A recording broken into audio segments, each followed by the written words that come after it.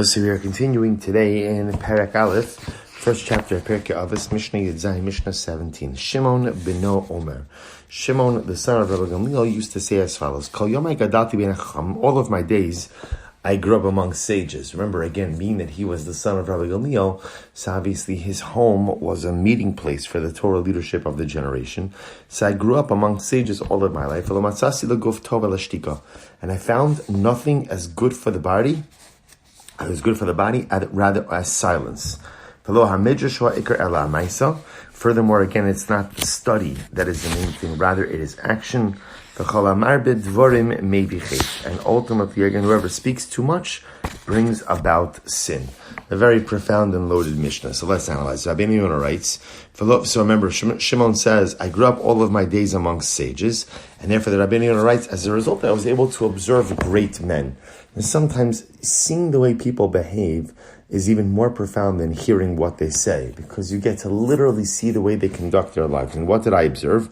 I found nothing better than silence. So the Rabbi Yonah says, in the world of speech, there are essentially three categories, right? You could say something that is objectively good, right? In which case, say it. Say something that's objectively bad, in which case, don't say it. And then, of course, there's the third category. And the third category, ultimately, again, might be something that may not be inherently negative, but ultimately, again, there's no apparent positive byproduct. And therefore, again, it's about that type of speech that Rabbi Yonah explains that Rabbi Shimon Gamliel was trying to address. That in life, if one is going to speak, make sure that it's purposeful, profound, and meaningful. But if it's not, even if it's not negative, don't say it. Only because words so often could have unintended consequences. So again, if something needs to be said, it's good to be said, it's positive to be said, it's helpful to be said, then of course say it. And if it's negative, of course abstain. But if you're not sure, then ultimately, again, also better to abstain. It's interesting that he says that I found nothing better for the body than silence. We've all had those moments where we've said something and then afterwards I regret it.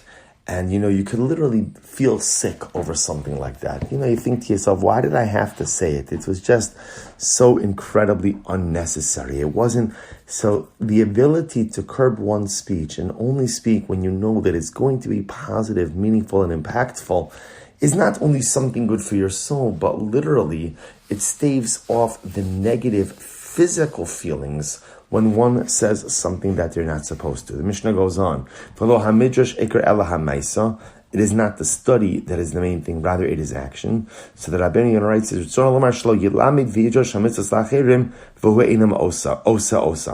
actually pretty profound. The Rabbi Yonah writes that what this means is, in life, it's important that we avoid the do as I say, not as I do approach. That sometimes, we preach, so we tell everybody, whoever the everybody is, whether it's our spouse, whether it's our kids, whether it's our friends, our community, here are all the things that you should be doing. There's only one problem, which is, I don't live by that same standard.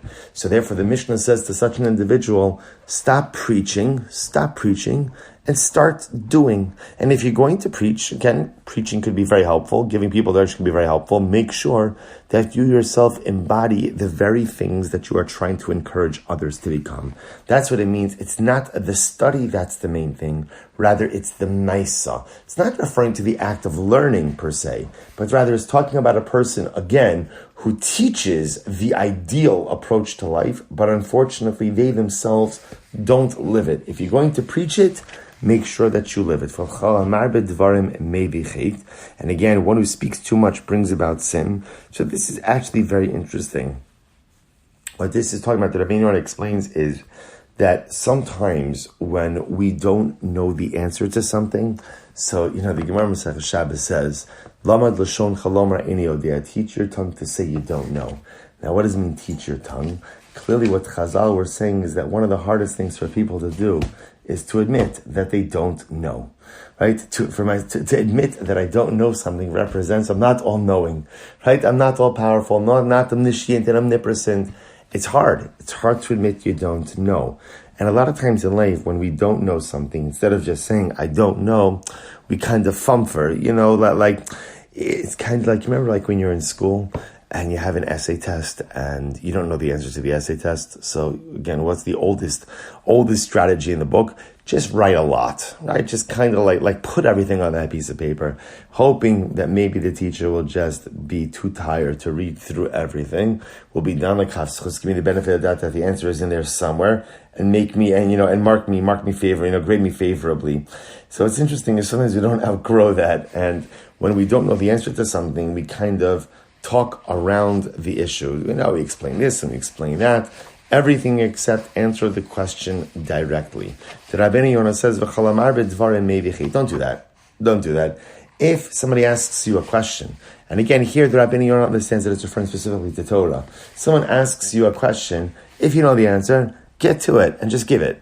And if you don't know the answer, don't try to go ahead and create linguistic circles around the person in an effort to make it sound like you're giving the answer, but you're not really giving the answer. Why?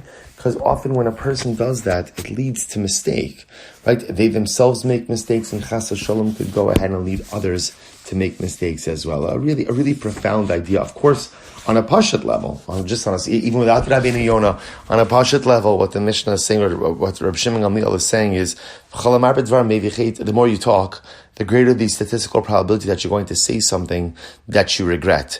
Which actually, again, if you think about it, really goes back to the previous statement as well. That don't spend your life preaching, rather spend your life doing, which really goes back to the first part of the Mishnah, silence. That again, the Mishnah is not telling you not to talk. The Mishnah is telling us to talk, but only when it's purposeful and meaningful. But if at the end of the day, I don't really have something of substance to say, or for that matter, if I'm not really informed about the particular topic that I'm talking about, it is so much better to remain silent. It's better for me, it's better for my soul, it's better for my body, and often it's to the benefit of those around me as well. All right, we'll stop over here for today. Shkayach, everyone.